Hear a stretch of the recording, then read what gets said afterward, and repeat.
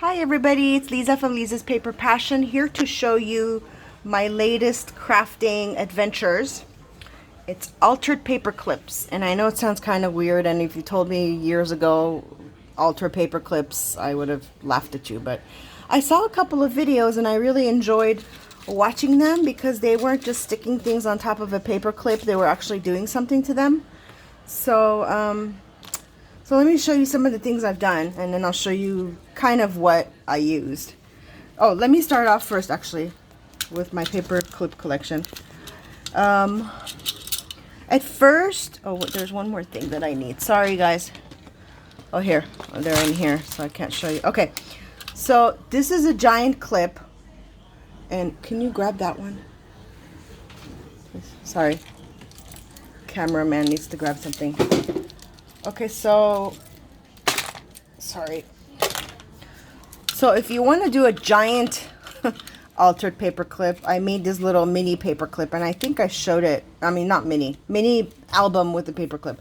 I think I did a video. We did a video on this not so long ago, but that's this size, and these are for me too big. So just kind of going through the different sizes. So I have that, but I don't know if I'm going to actually craft with it. This is the gold version. I'm just kind of showing you some options. This is an average paper clip, like the one you would use, like the larger size, not the small ones like in the office. And then these ones, I forgot the name of these ones, but I got them from my son's college bookstore, and I didn't think I would be using them to alter anything. But I did use them when I was waiting for these ones to get here from Amazon. So these ones are from Amazon. And I think I paid like $6 or $7 for 50 of them. And I used a bunch of them already. So that's one option. I really like this size because they're fun to create with. Okay, so then of course then there's this size from the college bookstore. And so, okay, so I just wanted to show you some different sizes, and you can see which ones I used. So the very first ones I made were these guys. Let me see. Yeah, I think this is the very first one I made. I'm just searching. So this one, as you can tell, it's the smaller one. It's this size, and it's just as cute. And the tutorials I was watching, you can either wrap paper around it or fabric or seam binding, or whatever you want to wrap. So this, my very first one, I just thought I'd wrap a sticker. So it's kind of rustic looking, but it came out really pretty. And then I just used whatever I had. I was waiting for these to come. These are oh my gosh, I'm forgetting the names of them. Oh gosh, it's a special type of safety pin for sewing, and I can't think of the name of it, but sorry about that. I'll try to think of the name of it and then add it in the comments later. But the person that was doing the tutorial used these. So I didn't have them at the first one. As I said, this is the very first one I ever made. So I just added a bunch of like beads and things that I had. I got this from, I want to say either Amazon or AliExpress. I can't remember. I know I'm not remembering much tonight, but it just has a variety of different beads, and they're really fun, and I really, really like the pastel colors of it. And this one doesn't belong here. So these ones are my favorite, and I think I use them on one of the altered paper clip charms. But it's really fun. Okay, so that's what I used for these. Came out really cute. I hung 3 little hooks from it, and I'm going to do a quick tutorial at the end on how I make these. You can either get these pins or you can make them. I just got a bunch of wire and made them myself, so I'm just going to go through the rest of it like really fast. I wanted to show you, like, you will need these, and I always forget the name of that one. And then my gummy bears. They look so real. I saw somebody using it in a video, and I had to, you could trick somebody by taking it off and making them eat it. No, I'm just kidding. That's mean. I wouldn't do that. So anyway, so that was my first one. Let me just pull this one aside. And then as soon as I got these, I started jamming. So this one has ribbon wrapped around it, and each one has a theme, and I like to look at it like kind of like excuse me, to make them different layers. And I just use word beads and whatever I had in my stash to make them. So that's this one. And I did put a little again I can't think of the name, one of these at the end, so the whoever is getting this can either hang it somewhere as a charm or on a mini, which of course you guys know that I love mini books. So here's the next one, and see, this is how I used little pins, garment pins, that's what they're called. These are called garment pins. Okay, I just remembered, maybe I'll remember the other stuff. And then this one, I just took a chain from an old necklace and just put things on it, some beads on it. And this is what I was saying, this is my favorite one. It reminds me like of a crooked button. So just have fun with it if you like creating these. This one is another one. I kind of have a theme for each one. A lot of my stuff is shabby chic because those are the colors that I like. And obviously with these color beads, you can't, like, there's no bright colors. You kind of have to coordinate. And a little piece of seam binding. And then this one, I haven't finished, but I wanted to show you kind of like, the different options. This is the first one I made with the seam binding. I just wrapped it around and glued it on. And of course hung my little charms. This one I made myself, and I'll show you how, again, to do this little wire with the hook. That way you don't have to buy them. They're really easy to do.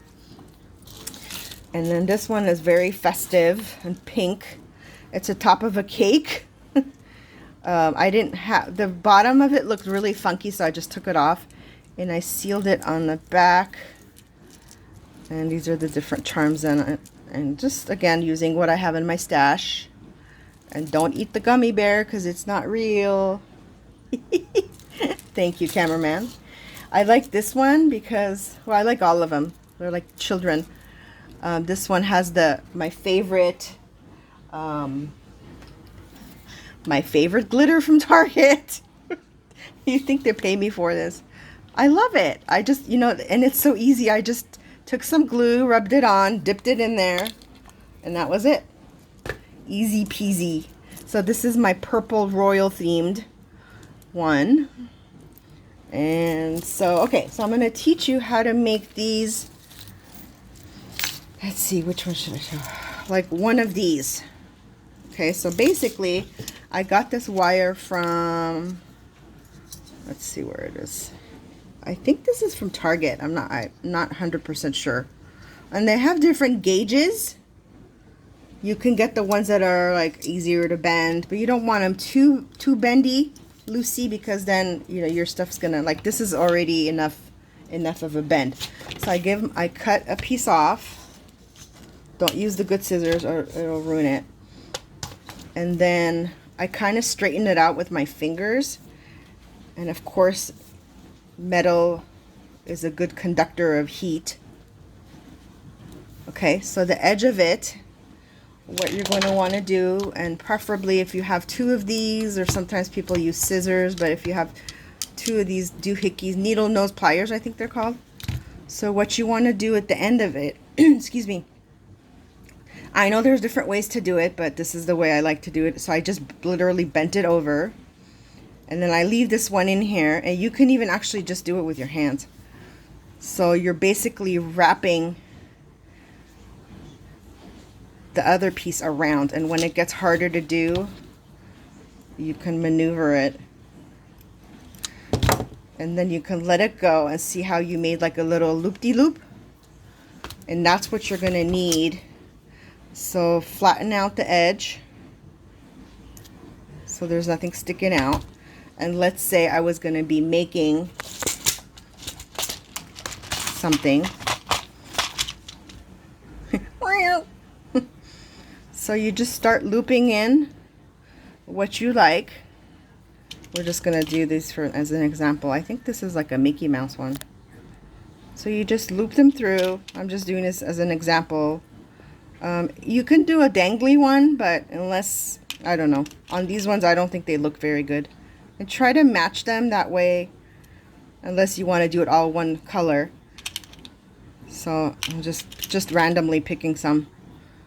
So when you're done, you can kind of measure it against like your paper clip or whatever you're altering, and then you figure out how long you want it, and then you can keep going. So when you're done, you just kind of, you want to end it. You kind of do the same thing. You bend it over, and then what I do is there's probably cleaner ways, but this is my way. And then you just want, I mean, you can, and then you can also hang something else from it at this point. So you can use this end of the loop too. So at this point you can decide which one you want to hang. But I don't want it anymore, so I'm just going to kind of bend it over and over to hide it. And then you get one of these guys.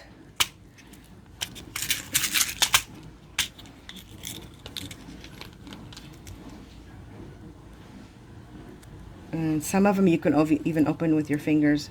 So this hooks on. And then you get your paper clip, your paper clip or whatever you're attaching it to, and there you go. And you could do this after you cover your paper clip or before it. It really depends. I like to do it after, that way I can kind of figure out, you know, how much space I need. But of course then you can cut off this piece away from your eyes, protect your eyes, and that's it. And so just to kind of review the ones I've done, there's so many possibilities. I was even watching this lady on YouTube. She takes broken jewelry pieces. There's so much possibility to work with them and to do stuff and just have fun. That's kind of my creative outlet, and I like having fun with this, and it's just yummy candy to look at for me. So anyway, hope you found this helpful. Subscribe if you haven't already, and thanks for stopping by to watch. Bye. God bless.